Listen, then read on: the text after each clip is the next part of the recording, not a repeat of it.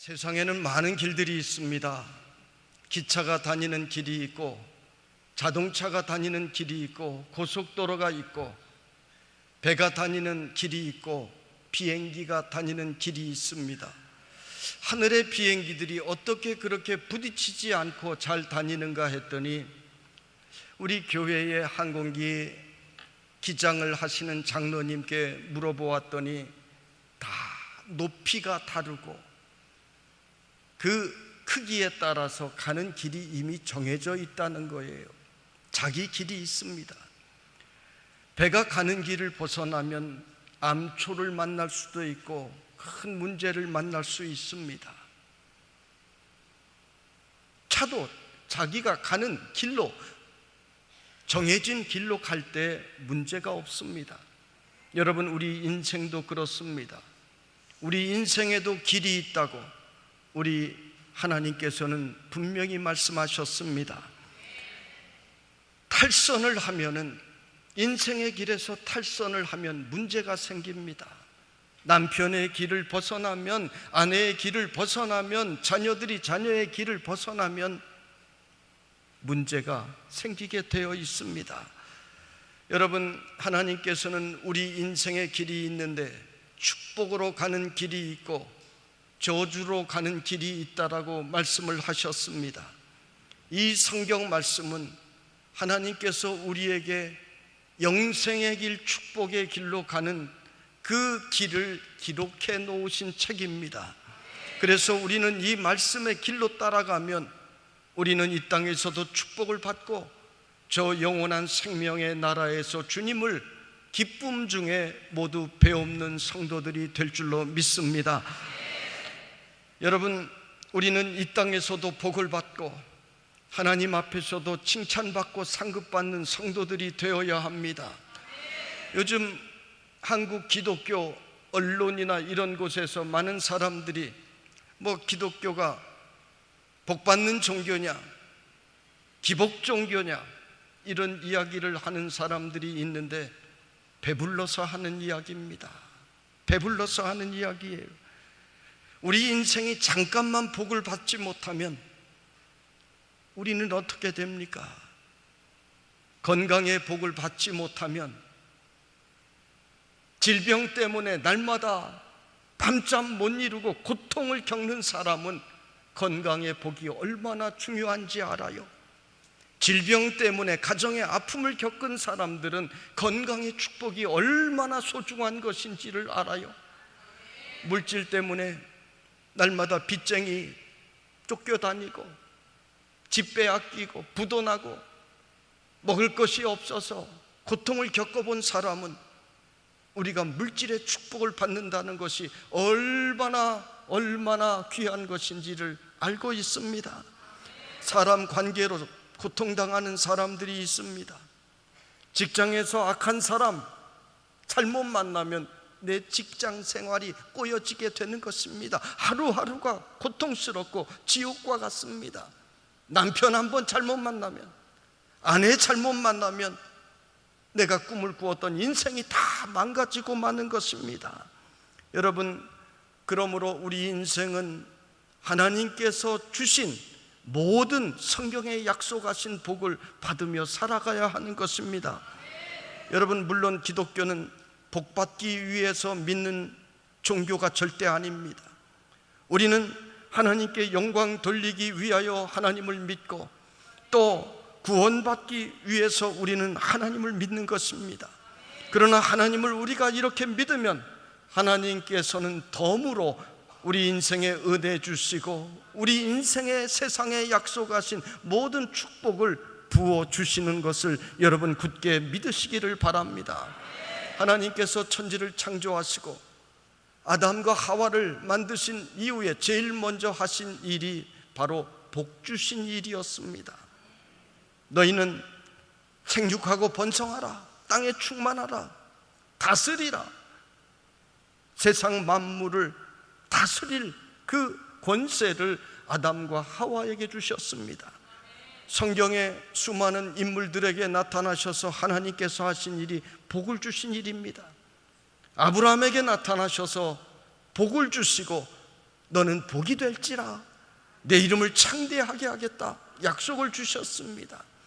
야곱에게 나타나셔서 하나님께서는 복을 주셨고, 요셉에게 나타나셔서 복을 주셨고, 다윗에게 나타나셔서 복을 약속해 주셨습니다.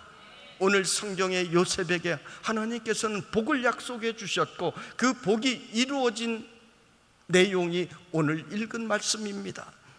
여러분, 성경에 하나님께서 쓰시는 사람들은 모두가 복받은 사람들입니다.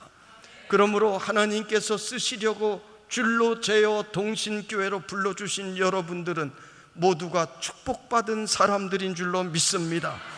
여러분은 인생의 길을 가면서 축복의 길로 갈 것인지 아니면 멸망의 길로 갈 것인지 여러분은 선택을 해야 합니다.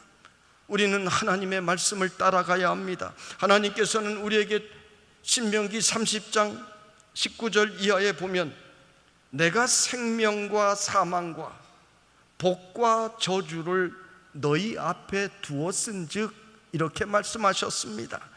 너와 내 자손이 살기 위하여 생명을 택하고라고 하셨습니다. 너희는 생명을 택하고라고 하셨습니다. 그리고 내 하나님 여호와를 사랑하고 그 말씀을 청종하라고 말씀하셨습니다. 의지하라고 말씀하셨습니다. 여러분, 세상에 우리가 내 눈에 좋아 보이는 것이 아니라 우리는 하나님의 말씀을 믿고 생명을 선택하는 우리 성도들이 되어야 할 줄로 압니다. 하나님의 말씀대로 하나님을 사랑하고 그 말씀을 청종하여 생명의 길로 가는 성도들이 되어야 할 줄로 압니다. 세상에 우리가 빠지는 것들은 다 좋은 것들입니다. 세상에 죄 짓는 것들 다 재밌는 것들입니다. 재밌어요. 재미없으면 그렇게 따라가겠습니까? 재밌는 것들이 너무 많아요. 그러나 그러한 것들은 다 쇠하는 것들입니다. 얼마 전에 한 권사님이 저에게 와서, 목사님, 요즘 제가 은혜를 너무 많이 받아서 감사해요. 아파트 청약한 것이 되었는데 이사 안 가기로 했어요. 아니 왜요? 그랬더니 요즘 은혜를 너무 많이 받고 있는데 멀리 가면 수요 예배 참석하는 것도 힘들어지고 예배를 게을리하게 될까봐, 그래서 받은 은혜 놓칠까봐 아파트 이사 안 가기로 했어요. 그러는 거예요.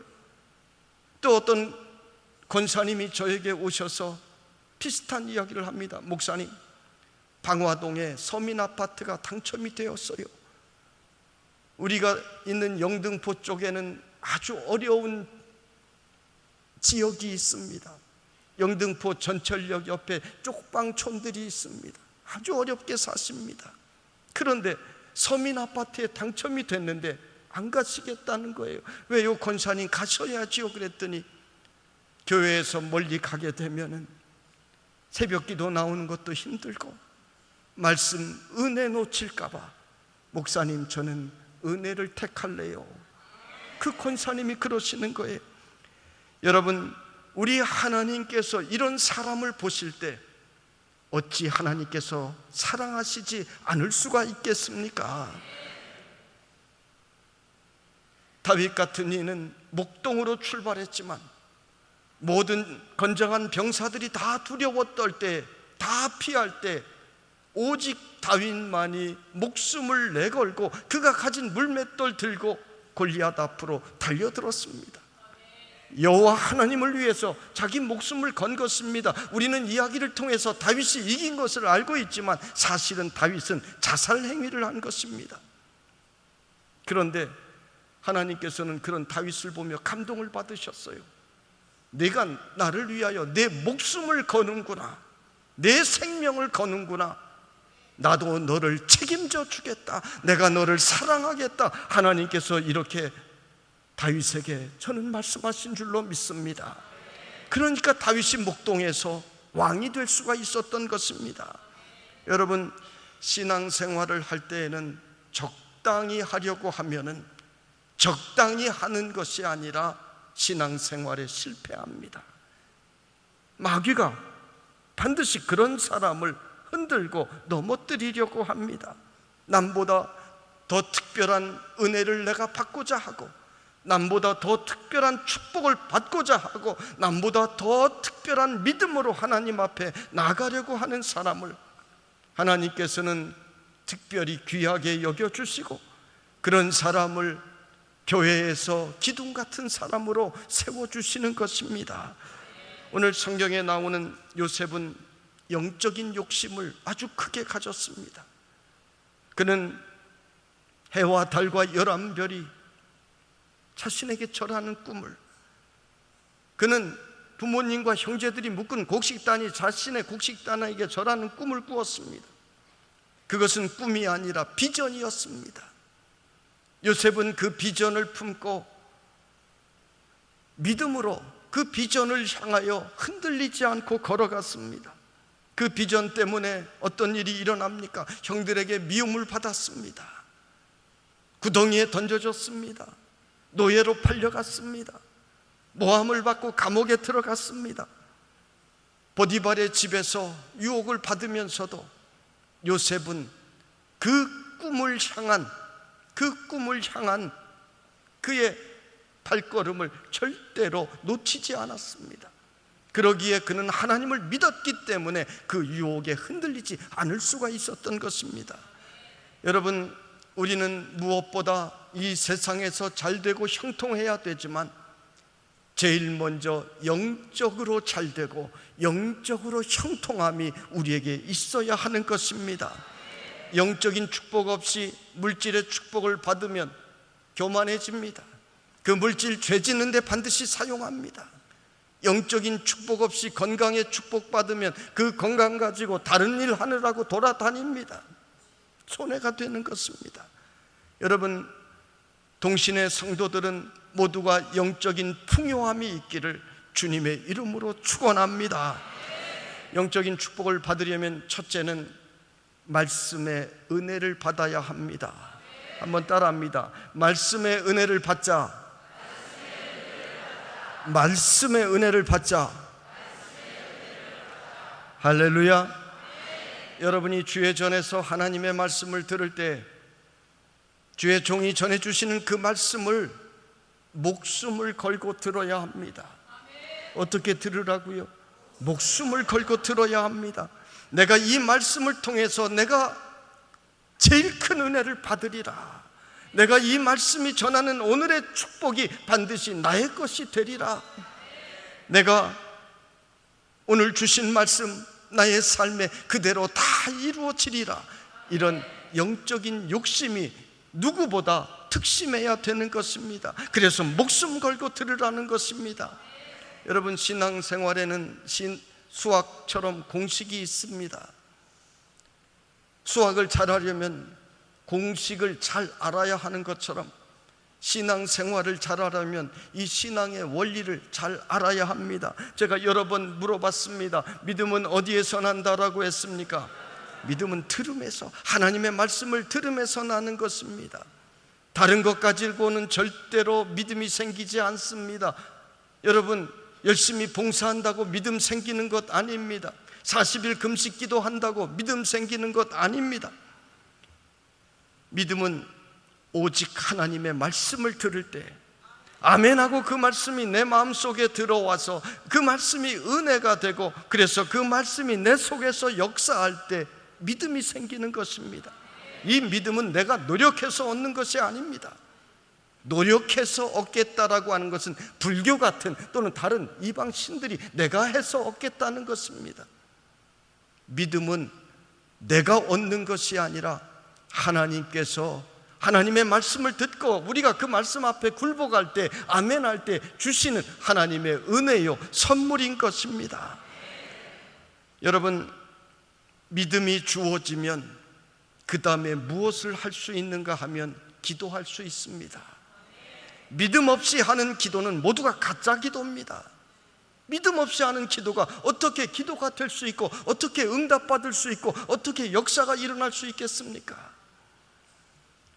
믿음으로 하는 기도는 반드시 역사가 있습니다.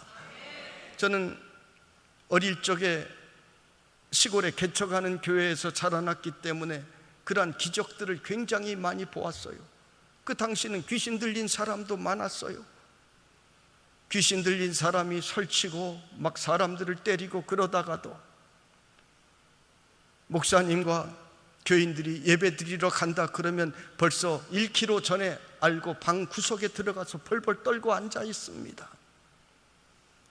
우리도 가서 구경하면서 많이 보았습니다. 그 수많은 간증들 오늘 시간이 없기 때문에 이야기하지 못합니다. 기도하는 사람들 앞에서 마귀 사단의 권세는 진짜 기도 앞에서만 굴복할 수밖에 없는 것입니다. 여러분, 기도는 무엇으로 하는 것입니까? 믿음으로 하는 거예요. 믿음 외에는 기도할 수가 없는 것입니다. 여러분, 믿음의 기도만이 응답을 받습니다. 그 응답이 뭐예요? 바로 축복인 것입니다.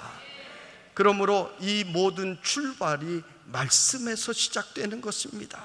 말씀 없이 얻은 것은 그것은 가짜입니다. 그것은 사라지는 것입니다. 그것은 우리를 시험들게 만들고 우리를 헛되게 만드는 것입니다. 이 세상의 힘으로 얻은 것은 빼앗기는 날이 옵니다.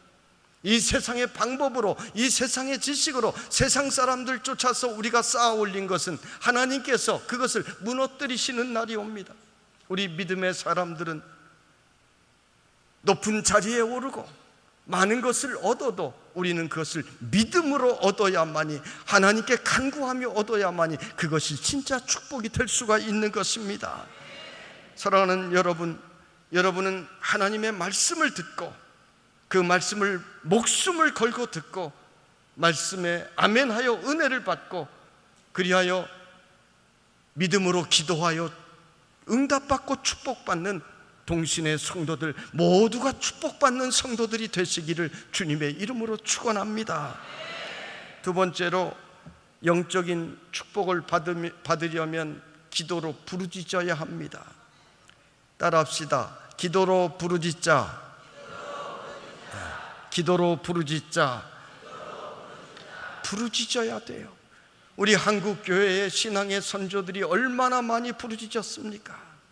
교회당 마룻바닥마다 눈물이 모든 교회에 고여 있었습니다. 어떤 교회는 앞자리에 앉은 권사님이 하도 울면서 기도해서 그 송판이 다 썩어 나갔다고 하는 이야기도 들었습니다. 어느 교회 젊은 목사님이 주일날 설교를 하고 있는데 한 5살 난 여자 꼬마 아이 하나가 갑자기 또박또박 설교하는 도중에 걸어 나오는 거예요. 사람들이 눈이 휘둥그레졌습니다. 이 꼬마 아이가 목사님 앞에 오더니 500원 그러는 거예요. 500원. 여러분, 목사님이 난처해졌어요. 이 꼬마 아이가 누구겠습니까? 목사님 딸이에요. 목사님 딸이에요. 목사님 딸이 밖에 있다가 아빠가 보이니까, 지금 500원이 필요했는데 아빠가 보이니까 다른 사람은 보이지 않고 아빠만 보이고 아빠를 향해서 강단까지 가서 500원 달라고 한 것입니다. 그래서 목사님이 주었겠습니까? 안 줬겠습니까? 강단에 올라가느라고 가운을 입느라고 지갑을 안 가지고 올라갔지만은 장로님 500원만 빌려주세요. 그래서 주었다는 것입니다. 여러분, 이 꼬마는 우리 아빠는 언제든지 나에게 500원을 줄 줄로 분명히 믿었습니다. 이것이 순수한 믿음입니다. 그래서 어린아이의 믿음 같아야 천국의 주인이 될 수 있다고 예수님은 말씀하신 것입니다. 여러분이 기도할 때 이런 아이의 마음이 필요합니다. 우리 하나님은 좋은 아빠시다. 우리 아버지 하나님은 내 아빠시다. 내가 구하는 것을 반드시 주신다 하는 이 어린아이의 믿음으로 하나님 앞에 구하는 성도들이 될 수 있기를 바랍니다. 너는 내게 부르짖으라. 내가 알지 못하는, 내가 내게 응답하겠고 내가 알지 못하는 크고 비밀한 일을 내게 보이리라. 에레미야 33장 3절에 분명히 약속해 주셨습니다. 우리 인생은 수많은 일들을 만나면서 근심합니다. 좌절합니다. 탄식합니다. 염려합니다. 그러나 우리는 알지 못하지만 기도하는 사람에게는 하나님께서는 이미 시험을 주실 때, 문제를 주실 때 문제 해결책을 그 뒤에 미리 준비해 놓고 우리를 그 앞에 세워놓는 것을 우리는 알아야 되는 것입니다. 그래서 믿음의 사람은 어떤 시련을 만나든지 어떤 문제를 만나든지 불평하거나 원망하지 않는 것입니다. 교회에서 불평하는 거 왜 불평합니까? 하나님 믿지 못하기 때문에 불신앙의 모습인 것입니다. 하나님을 알 때 우리는 불평하는 것이 아니라 오히려 감사하고 기도의 자리로 나가야 되는 것입니다. 여러분, 성도들의 믿음이 언제 성장하는 줄 아세요? 목회하면서 가만히 보면은요, 정말 믿음이 굉장한 분들이 있습니다. 그분들을 가만히 보면은요, 건강하고 잘 될 때, 형통할 때 믿음이 성장하는 것이 아니라 고독할 때, 힘들고 외로울 때, 지칠 때, 넘어졌을 때, 그때 포기하지 않고 하나님을 붙들었을 때, 그때 하나님께서는 그런 사람들에게 큰 믿음을 허락하여 주시는 것을 볼 수가 있습니다. 성경에 나오는 인물들 여러분 대부분이 다 그런 고난의 용광로를 거쳤습니다. 고난이 다 해가 되는 것이 아닙니다. 우리 인생을 살다 보면 터널도 있고 암초도 있습니다. 터널을 깊이 들어가다 보면 여러 가지 문제도 만날 수 있습니다. 그러나 터널과 동굴이 다른 점이 무엇입니까? 동굴은 가도 끝이 없어요. 점점 더 깊은 곳으로 들어갈 뿐입니다. 그러나 터널은 지금 힘이 들지만, 캄캄하고 아무것도 보이지 않지만, 그러나 끝까지 가고 또 가다 보면 반드시 밝은 빛이 그 앞에 나타나게 되어 있는 것입니다. 여러분, 우리 인생의 터널을 지날 때 우리 힘으로 할 수 없지만은, 그러나 하나님 함께 해 주십시오. 나의 지팡이가 되어 주시고 내 오른손을 붙잡아 주십시오. 여러분이 기도의 손을 들고 기도하면서 나갈 때 밝은 빛이 비추어지는 터널의 끝까지 우리 하나님은 반드시 여러분을 인도해 주실 줄로 믿습니다. 여러분에게 질병의 터널이 있습니까? 절망하거나 불평하거나 낙심하지 말고 전능하신 하나님께 손을 들어 부르짖으시기 바랍니다. 여러분, 물질의 터널이 있습니까? 가정의 자녀의 문제로 터널이 있습니까? 결혼의 문제로 여러 가지 터널들이 있습니까? 전능하신 하나님께 부르짖어 기도로 응답받는 동신의 성도들이 될 수 있기를 간절히 바랍니다. 하나님은 기도해야 될 사람이 기도하지 않을 때 사인을 주십니다. 그때 잘 깨달아야 합니다. 아, 하나님께서 지금 나에게 기도하라고 사인을 주시는구나 깨닫고 엎드려 기도하는 성도들이 되어야 합니다. 자녀에게 문제가 있습니까? 기도하라는 사인이에요. 내가 자녀를 기도로 키우지 않고 내 방법으로 키우려고 했는지, 내 자녀의 문제를 놓고 기도하면서 우리의 삶을 돌이켜 보아야 하는 것입니다. 직장에 일터에 문제가 있으면 기도하라는 사인이에요. 지금까지 내가 전능하신 하나님께 내 일터를 맡기지 않고 내 방법으로만 내가 어떻게 해보려고 달려왔는지, 내 자신의 걸어온 삶들을 그 고난을 통해서 기도하며 우리는 돌이켜 보아야 합니다. 그럴 때 우리는 그 기도의 훈련을 통해서 하나님께서 더 크게 사용하시는 그릇으로 준비가 되는 것입니다. 우리에게는 어느 교회나 기도하는 사람들이 있습니다. 그 기도로 세워진 것임을 알아야 합니다. 성가대가 오늘 은혜로운 찬양을 했는데 이 찬양대가 있기까지 사람들의 목소리로 만든 것이 아닙니다. 눈물로 기도한 사람들이 있습니다. 동신교회가 한국교회 대표적인 교회가 된 것 그저 된 것 아닙니다. 눈물로 기도한 사람들이 있습니다. 주의 종들의 가정도 보면 참 이상해요. 저 사람이 어떻게 목사가 되었을까? 어쩌다가 갑자기 목사가 되었을까? 그런 생각을 하게 되는데 가만히 보면 그 뒤에서 기도하신 분들이 있어요. 눈물의 기도가 있어요. 제 간증을 잠시 하면은, 저는 목사가 되기를 거부했습니다. 억지로 장로회 신학대학은 들어갔지만은 신학대학원을 아예 준비도 하지 않았어요. 그런데 그래도 한번 쳐보는 것이 좋지 않겠느냐. 그래서 일주일을 준비했는데 그 당시에 굉장히 높았어요. 쉽게 들어갈 수 있는 것이 아니었어요. 1년씩 준비하고 그랬어요. 그런데 어찌된 영문인지 저는 영어도 되게 못하거든요. 그런데 합격이 됐어요. 그 당시에는 논술이라고 하는 것이 있었는데, 논문 쓰는 것이 있었는데, 논문 채점하는 교수가 성령님의 강한 역사가 있어서 그랬는지 저에게 만점을 주셨어요. 만점은 저 하나밖에 없었대요. 그래서 점수가 어떻게 하다 보니까 합격이 됐어요. 그런데 합격을 해놓고도 저는 신학교를 그만두었어요. 내가 하고 싶은 일을 하겠다고 했어요.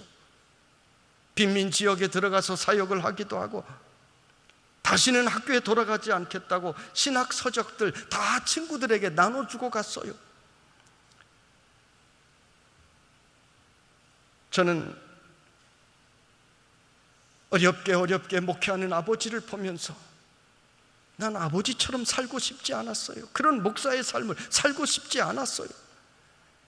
그런데 어머니는 제가 신학교 입학한 그날부터 기도를 시작했습니다. 저는 몰랐어요. 나중에 알았어요. 목사가 되기까지 신학교에 입학하고 제가 15년이 걸렸습니다. 안수받는 날까지 15년간 어머니는 아침 금식하셨어요.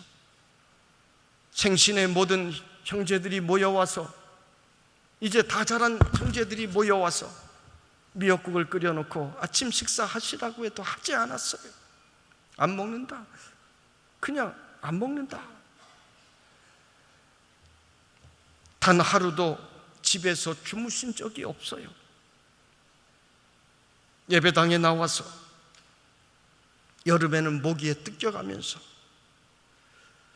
겨울에는 그 마룻바닥 찬 바람이 솟아오르는 그 마룻바닥 위에서 방석 하나 놓고 담요 하나 뒤집어 쓰고 15년을 하루도 쉬지 않고 그렇게 기도하셨어요. 아들 신학교 보냈으니 하나님 목사 만들어 달라고. 그러는 와중에 저는 수없이 신학교를 그만두고 다른 길로 가려고 했습니다. 어느 날 아침에 일어났는데 손 하나 까딱할 수가 없는 거예요. 온몸에 힘이 빠져서 아무것도 할 수가 없는 거예요. 겨우 일어나서 차려주는 밥을 먹고 움직일 수가 없으니까 또 누웠고, 그때 선배 목사님이 찾아와서 저에게 하나님의 뜻이다. 그때 저는 다시 기도하기 시작했습니다. 하나님의 뜻이구나. 뜻이 이렇게 나에게 임하시는구나. 그래서 다시 학교에 저는 재입학을 했습니다. 수업료를 2번 냈다는, 입학금 2번 냈다는 이야기예요. 교수들이 재입학을 결정해 주어서 재입학을 한 뒤에는 저는 단 한 번도 후회하거나 뒤를 돌아본 적이 없습니다. 하나님께서 나를 사랑하셔서 불러주셨으니, 나를 지금까지 기다려주셨으니 나는 절대로 다른 길 가지 않겠다. 오직 복음 전하는 일을 위하여 살겠다. 오늘까지 저는 달려왔습니다. 여러분, 이 놀라운 기적의 역사가 어디에서 일어난 것입니까? 하나님께서 저 정목사 하나쯤 얼마든지 버리실 수 있습니다. 저 말고도 훌륭한 목사 될 사람 수없이 준비시킬 수 있습니다. 그런데 어머니의 15년의 눈물의 기도, 밤을 새워서 기도한 그 기도가 아들을 회심시키고 다시 주의 종의 길로 불러주신 줄로 믿습니다. 제가 왜 이 간증을 합니까? 눈물의 기도는 모든 것을 바꾸는 놀라운 역사가 있습니다. 자녀의 마음을 바꾸는 역사가 있습니다. 하나님의 마음도 바꿀 수 있는 역사가 있는 것입니다.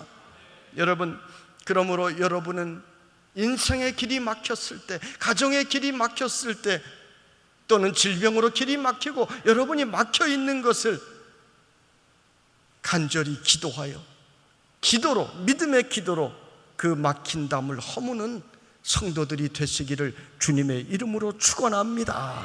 기도 앞에는 불가능이 없는 것입니다. 전능하신 하나님이 그 기도를 통하여 역사하여 주시기 때문에 절대로 불가능이 없는 것입니다. 기도가 멈추어지면 우리 원수 마귀 공격에 우리는 무방비로 넘어질 수밖에 없기 때문에 우리 하나님께서는 너무나 잘 아시기 때문에 우리에게 쉬지 말고 기도하라, 쉬지 말고 기도하라고 말씀하신 것입니다. 쉬지 말고 기도할 수 있도록 우리를 도우시기 위하여 때로는 우리에게 시험도 주시고 연단도 주십니다. 그것을 이상하게 생각하지 마십시오. 문제를 만날 때 여러분, 기도의 기회라고 믿고 기도하며 나가는 동신의 성도들이 될 수 있기를 바랍니다. 오늘 요셉은 형들에게 구덩이에 던져지고 노예로 팔리고 나서 감옥에 갇히우고 나서 누구 하나 의지할 사람이 없었습니다. 내 편이 없었습니다. 요셉은 할 수 있는 것은 하나님께 기도하는 것밖에는 없었습니다.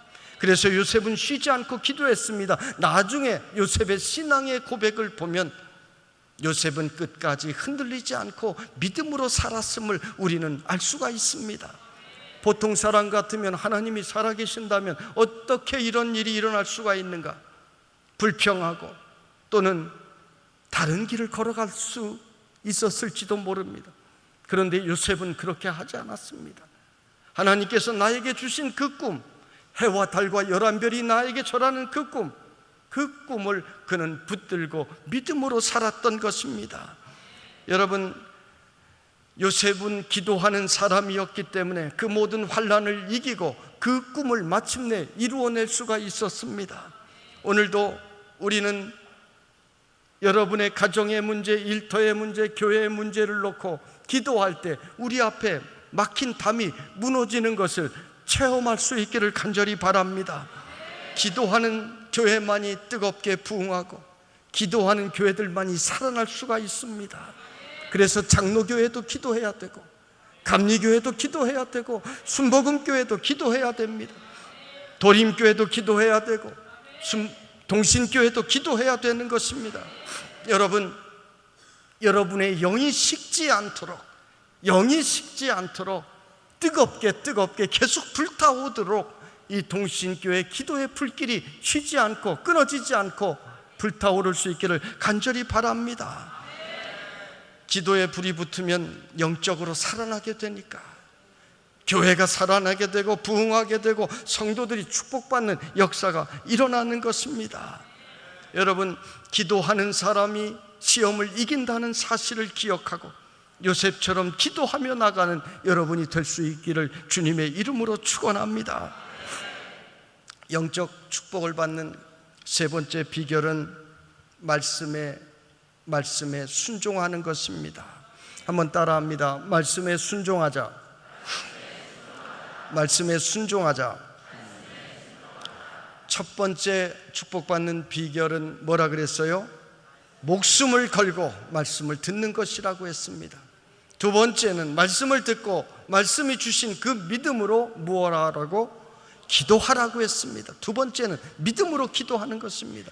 세 번째는 말씀을 듣고 그 말씀에 순종하는 것입니다. 모든 것이 말씀과 함께 가는 것입니다. 여러분, 아무리 은혜를 받고 뜨겁게 기도해도 순종하지 않으면 소용이 없습니다. 순종하지 않는 사람 때문에 교회는 오히려 시험에 듭니다. 보통 시험이 아니라 큰 시험에 드는 것을 볼 수가 있습니다. 기도 좀 한다고 하는 사람이 말씀에 순종하지 않으면 그로 인하여 많은 사람들이 어려움을 겪고 교회가 시험을 당하게 됩니다. 순종이 제사보다 낫다라고 했습니다. 하나님께서는 우리가 순종하는 것을 너무나 기뻐하십니다. 우리가 우리 자녀들 생각해 보세요. 부모님이 자녀들에게 공부해라 그럼 예 하고 들어가서 공부하고, 야 깨끗하게 씻고 자라 그러면 깨끗하게 씻고, 잠은 오지 않지만 이불 쓰고 눕고 이런 어린 자녀들 보면 부모님 마음이 어떻겠어요? 너무나 사랑스러운 거예요. 이 자녀를 위해서 뭐든지 다 해주고 싶은 거예요. 그런데 야, 밖에 나가지 말고 공부해라 그러면 예, 그래 놓고서 뒤돌아보니까 벌써 도망갔어요. 이런 자녀들, 입으로만 예예하고 순종하지 않는 자녀들, 여러분 부모 마음이 어떻습니까? 부모의 말씀과는 정반대로 가는 자녀들 보면 부모의 마음이 아픈 거예요. 이런 자녀들이 부모님께 아빠 자전거 사주세요, 뭐 해주세요 그러면 뭐라고 합니까? 이거나 먹어라 그러지 않아요? 에? 여러분 왜 이 이야기를 합니까? 우리 하나님께서 똑같으시다는 거예요. 우리가 하나님의 말씀을 듣고 아멘 아멘 하면서 그 말씀을 어린아이와 같은 심정으로 순종하면 하나님께서는 너무나 예뻐서 우리의 모든 소원, 우리의 간구를 들어주시기를 기뻐하시는 하나님이신 것입니다. 그러나 우리가 말씀을 듣고 순종하지 않고 입으로만 예예하고 그런다면은 하나님께서는 이것도 주시고 저것도 주십시오 기도하면 하나님께서 어떻게 하신다고? 이거나 먹어라 그런다는 거 아니에요.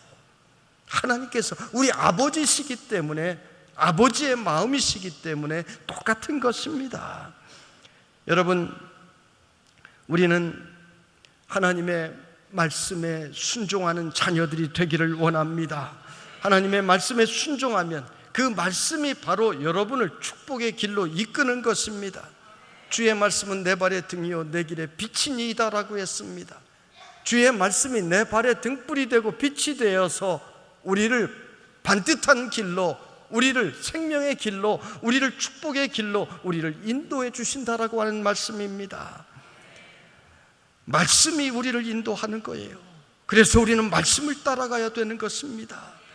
성경 공부하는 사람들 중에서 잘못할 때가 있는데 실수하는 것이 이런 것입니다. 내가 성경을 공부하는 것이 아닙니다. 내가 공부하려고 해요. 내가 말씀을 찾는 것이 아닙니다.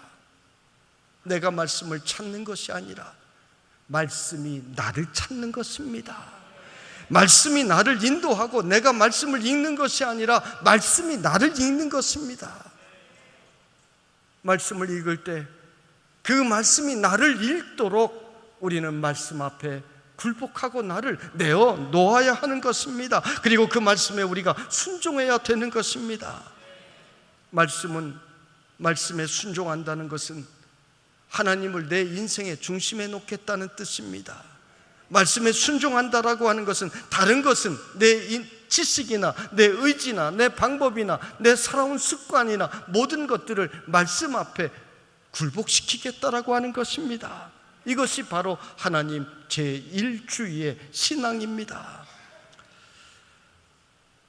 요즘 교인들을 보면 상처 입은 교인들이 그렇게 많아요.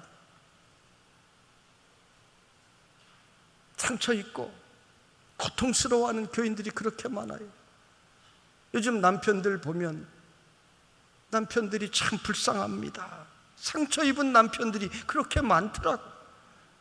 그래서 브레이크가 없는 기관차처럼 멈출 수도 없고 어떻게 할 수가 없으니까 그저 할 수 없이 앞으로 나아가는 그런 남편들이 그렇게 많더라고요. 또 요즘 아내들 보면 상처 입은 아내들이 그렇게 많더라고요. 상처를 입고 마음이 그렇게 독해졌어요. 왜 그렇게 독해졌는지 몰라요. 상처를 입고 그 상처가 딱딱해져서 그렇게 독해진 아내들이 많아요. 교회에도 옛날 교회는 모이면 그저 그렇게 박수치면서 찬송 부르고 그랬는데 왜 그렇게 상처 입은 사람들이 많은지, 그래서 가시가 되어서 서로를 찌르고 조성모의 노래 가사처럼 가시가 되어서 서로를 찌르고 새들도 앉을 수 없어서 날아가고 그런 우리들의 모습을 우리는 보게 됩니다. 여러분, 사탄은 상처를 통해서 우리를 넘어뜨리려고 합니다. 우리에게 상처가 올 때 우리는 잘 기억해야 합니다. 그 상처를 가지고 하나님 앞에 내어놓아야 되는 것입니다. 그러면 하나님께서는 그 상처를 공격하는 것이 아니라 그 상처를 싸매주시고 상처를 회복시켜서 우리로 온전한 하나님의 자녀로, 온전한 가정으로, 독해진 아내도 순해지고 정신없이 달려가던 남편도 가정으로 돌아오고 회복되는 역사를 우리에게 허락해 주시는 것입니다. 동신교회는 여러분의 영혼의 상처를 치료하는 유일한 병원입니다. 여러분의 영혼의 상처를 다른 데 가서 치료받으려 하지 마세요. 어떤 사람들은 텔레비전에 많이 나오는 이 무슨 목사, 무슨 목사, 늘 만나면 그런 이야기하고, 그런 사람들 요즘은 USB 녹음해서 듣고, 요즘은 워낙 인터넷이 발달해 있으니까 유튜브로 듣고 그러는데, 전 옛날에 CD 테이프 시절에 집사님, 권사님 이런 차에 타게 되면은 그것부터 조사했어요. CD 테이프 조사해서 다른 목사님 테이프 있고 CD 있으면 제가 다 갖다 버렸어요. 정신 차리라고. 자기 남편이 제일 훌륭하고 제일 좋은 줄 알아야지.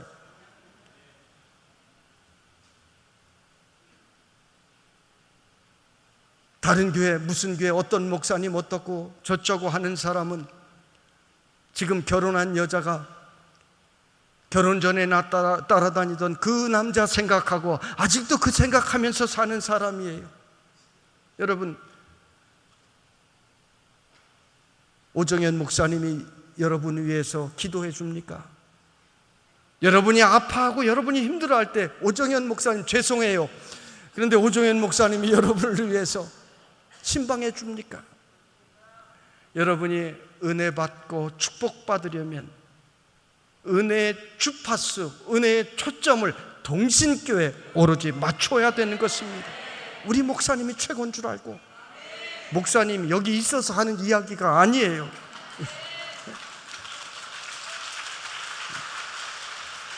정말이에요. 저는 우리 교회에서도 그렇게 합니다. 초점을 나한테 맞추라고. 하나님께서 도림교회 여러분을 위해서 섭리가 계셔서 보내주셨으니 여기서 은혜 받지 못하면, 여기서 영혼을 치유하지 못하고 상처를 치유하지 못하면 당신들 큰일 난다고. 초점을 맞추라고, 주파수 맞추라고 늘 이야기를 합니다. 여러분, 이 동신교회가 여러분의 영혼의 상처를 치유하는 최고의 병원인 줄로 믿고 믿음으로 견디며 나아가는 동신의 성도들이 될 수 있기를 주님의 이름으로 축복합니다. 교회 일 하다 보면 마음에 안 드는 일 많아요.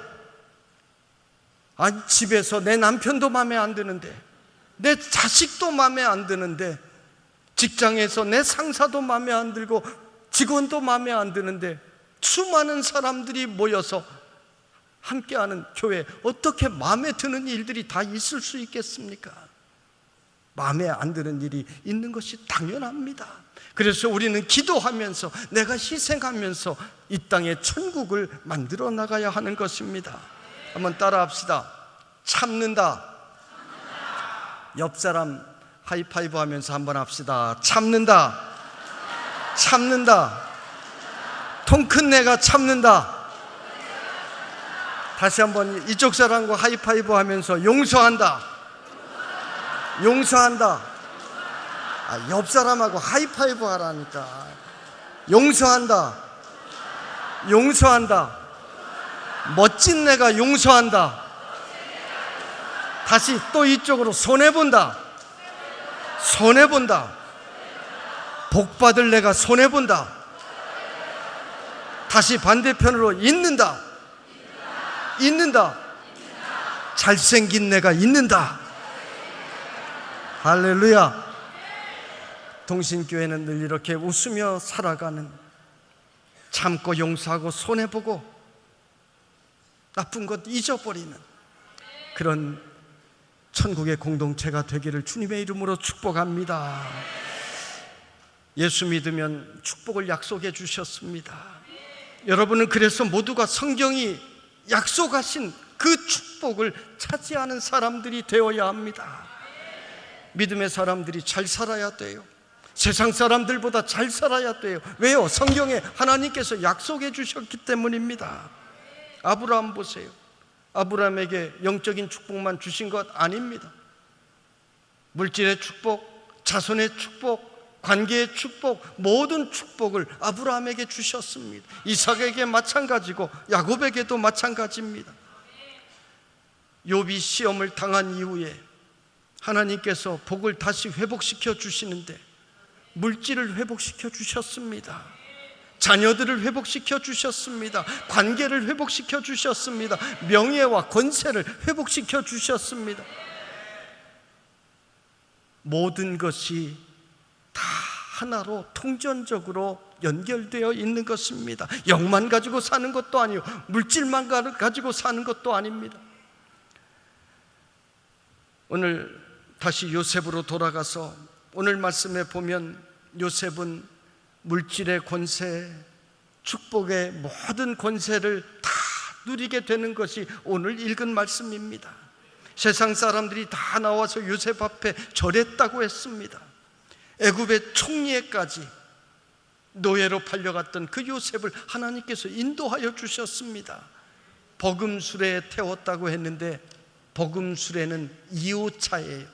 두 번째 수레입니다. 으뜸수레는 왕이 타는 수레예요. 으뜸수레는 두 번째가 타는 수레입니다.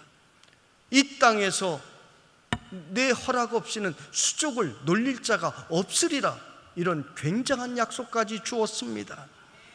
여러분, 요셉은 수많은 환난과 역경을 겪었지만은, 그가 견딜 수 없는 시련을 겪었지만은 믿음을 놓지 않고 하나님께서 어릴 적 주셨던 그 꿈을 붙잡고 끝까지 견뎌냈더니 하나님께서 놀라운 축복의 길로 인도하여 주신 것입니다.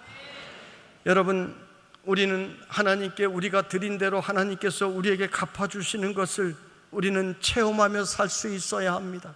찬양되는 영으로 하나님을 찬양하면, 우리가 정말 영으로 뜨겁게 하나님을 찬양하고 기도로 준비하고 찬양하고 그렇게 찬양할 때 하나님께서는 그 찬양 가운데 역사하여 주시는 줄로 믿습니다. 그 찬양 가운데 권세가 임하여 여러분 가정의 악한 마귀 권세들이 모두가 물러나가게 되는 것을 믿으시기를 바랍니다. 여러분이 찬양할 때 질병도 사라지는 것을 믿으시기를 바랍니다. 찬양할 때 모든 근심 걱정이 사라지는 것을 믿으시기를 바랍니다. 그런 특권을 주신 거예요. 우리가 물질로 헌신하면 하나님께서 물질 때문에 어려움 당하지 않도록 그 자녀들까지, 자손들까지 지켜주신다라고 했습니다. 하나님의 농원에 심은 것은 황충과 가라지가 없다라고 했습니다.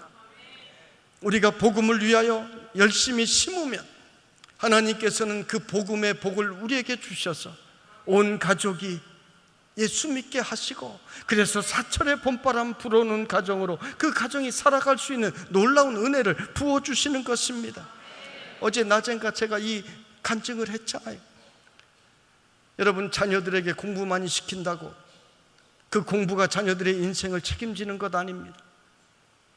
자녀들에게 많은 유산을 남겨준다고 그 물질이 자녀들의 인생을 책임지는 것이 아닙니다.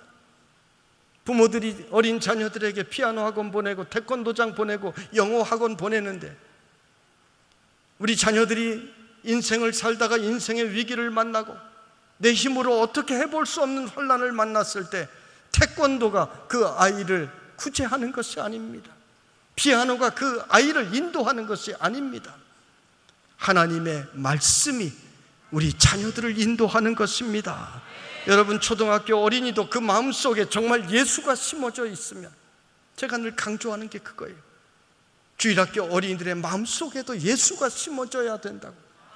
예수가 심어지면 아이들은 절대로 나쁜 마음 품지 않고 나쁜 길 절대 가지 않습니다. 절대로 본드 같은 거 하지 않습니다. 예수가 심어져 있으면 요셉처럼 비전을 가지고 꿈을 가지고 공부 열심히 하고 효도하는 자녀로 살아가게 되는 것입니다. 몇 시예요?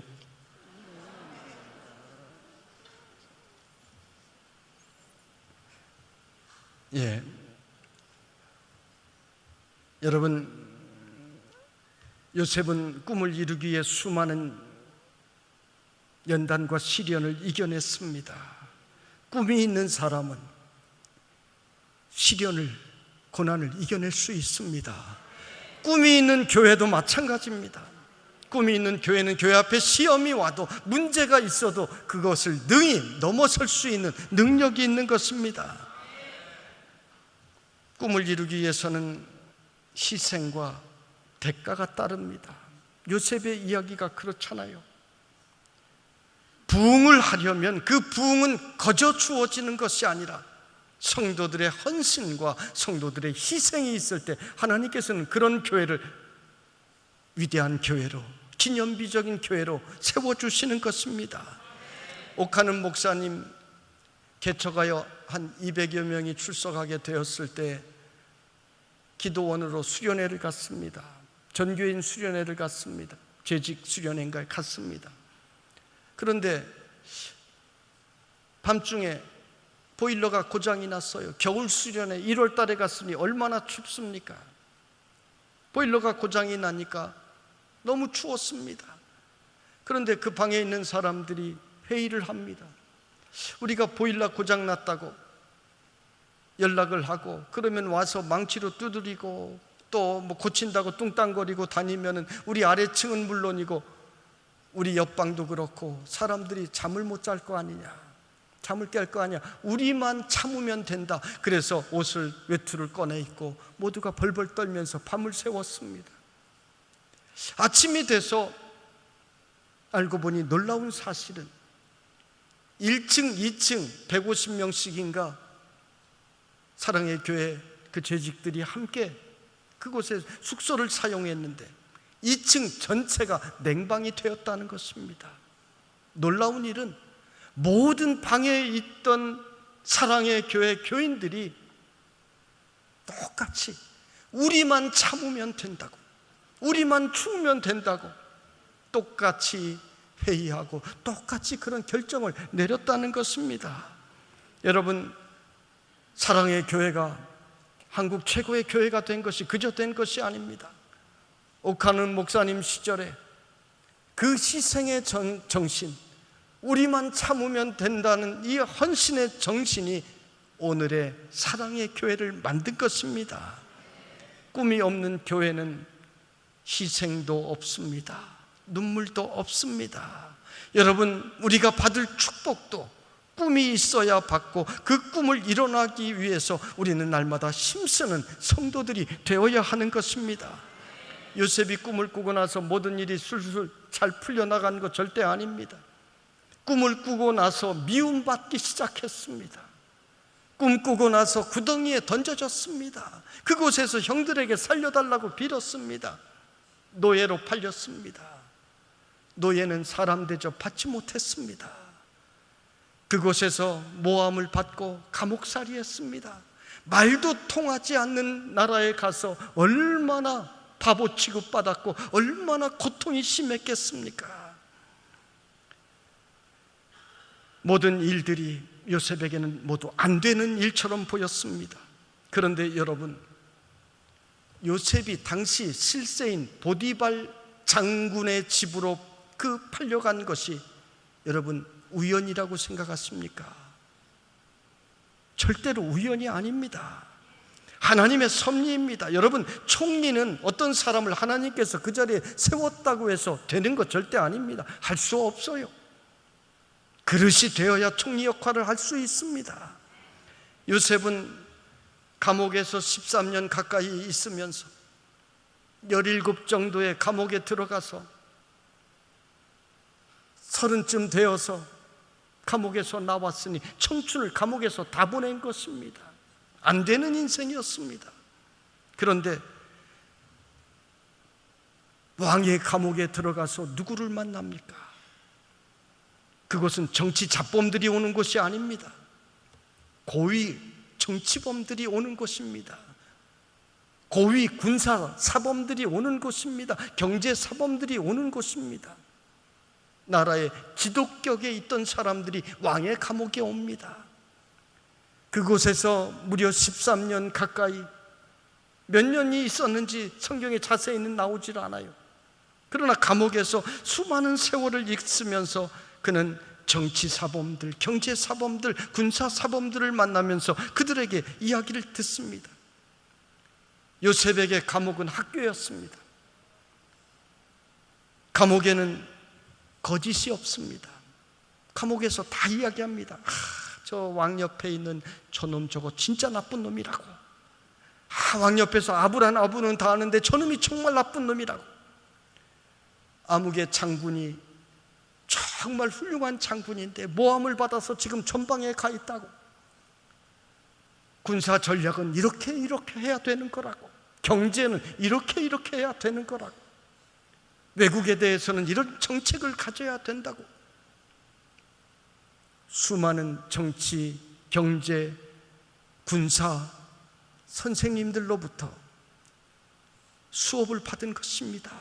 하나님께서 그냥 두셨겠습니까? 최고의 사람들을 감옥에 보내서 요셉 옆에 붙여주었을 것을 우리는 분명히 생각합니다.